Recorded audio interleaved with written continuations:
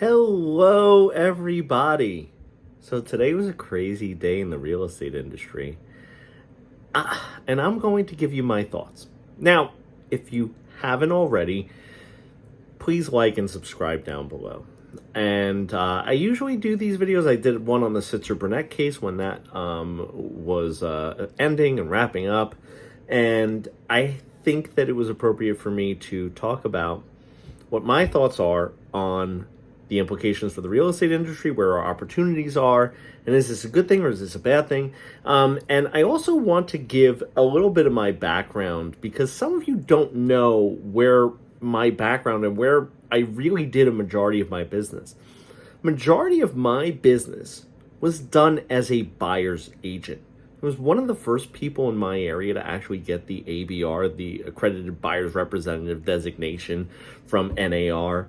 I have taken the class numerous times throughout the years, and it's a situation where buyer's agency is near and dear to my heart. I really do have a passion for buyer advocacy and buyer agents being, I think that a well-trained, articulated buyer's agent is invaluable to a buyer in their home search. I really do. I genuinely believe that. And I think what the problem is right here is this. There's a lot of people in the industry, and I'm going to speak in broad strokes of the pen. There's a lot of people in the industry that are not delivering high value to their buyer clients. I believe that wholeheartedly. It's one of the reasons why NAR has put such a huge focus on the ABR designation, making it free, right? You know, we're trying to elevate our game as an industry, as a whole. And now, as I said, I made a general statement there. So don't get your pitchforks out and say, that's not me, that's not what I do.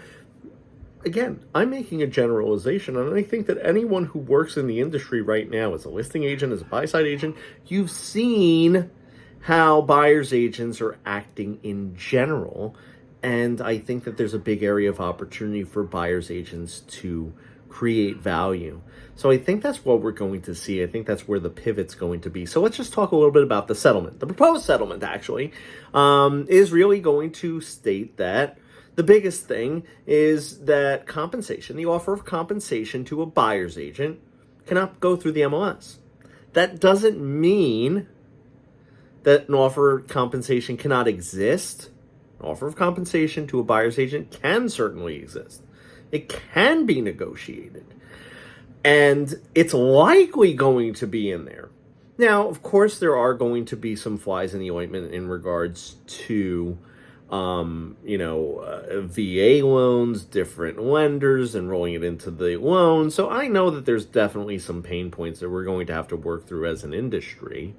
But keep in mind also, these proposed settlements, okay, this proposed settlement is going to take effect, if everything goes according to plan, mid-July. So we're in April, so we have about a quarter before we actually see these implemented, and we see what that is going to actually entail in regards to an impact on the industry. So we have some time to plan, and I think that we also have some time as an industry to get ourselves to where we need to be in regards to lending, things like that. So that being said, I want to say something really important. If you are providing value and there is value in what you do, you will never, ever, ever be out of a job. Ever. Ever. So if you're a buyer's agent and you're concerned, what I would do is I would start putting pen to paper about what your value proposition is to your buyers.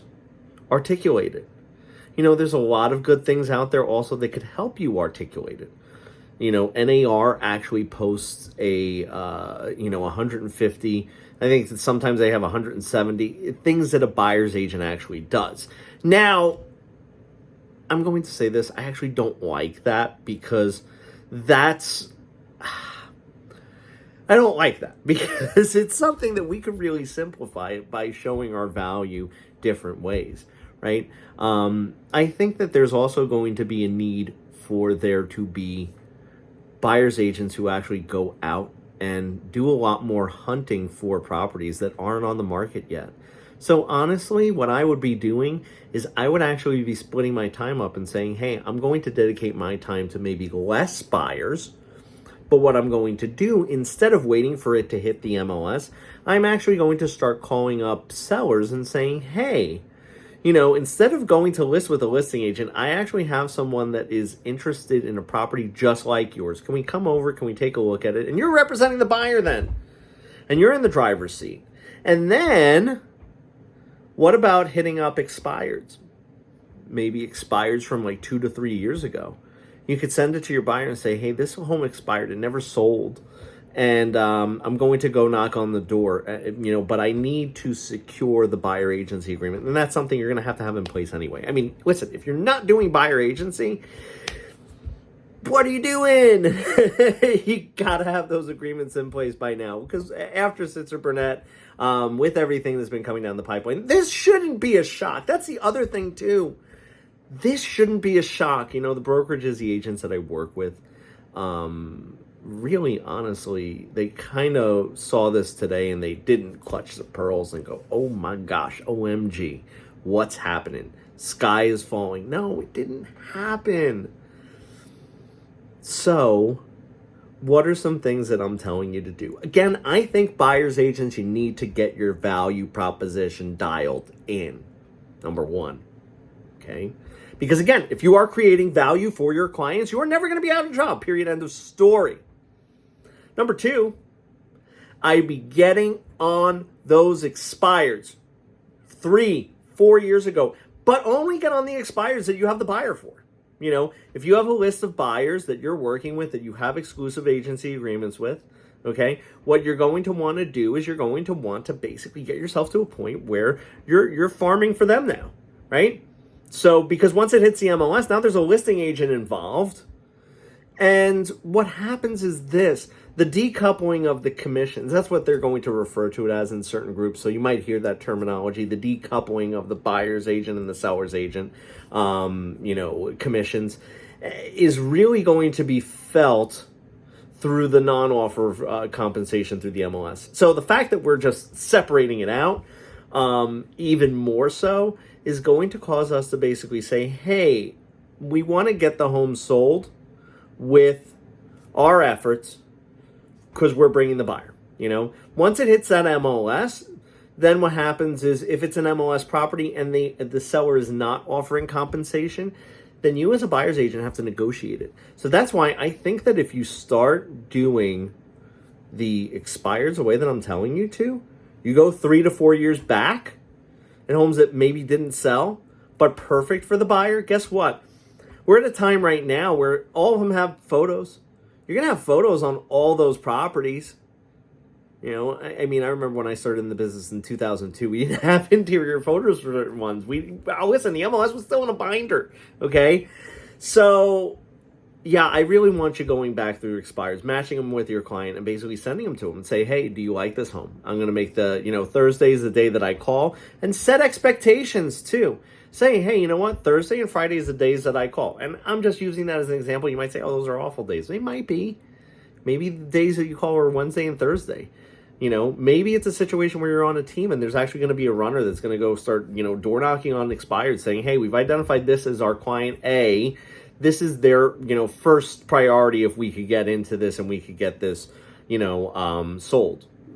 I think that that's going to be one of the best ways that you could farm. Geo-farming, calling up, people in the area, so, hey, look, if that expired was a perfect home, canvass the whole street. Say, hey, I want to see if we could make a deal. I have a buyer that is working with me exclusively, and this is what I do. And here's the thing, too. It's also a great way to get yourself out there, okay? Because if someone says, wow, I've never had a buyer's agent. I bought my home, and I never had a buyer agent actually go and try to find homes for me. You say, well, that's how I do business. This is the value I provide for my buyers that work with me. This is also similar stuff that I do for my sellers, okay? So what happens is then you hand them a business card and you say, hey, if you know anybody who is looking to buy or sell, I'd love to give them the same level of service.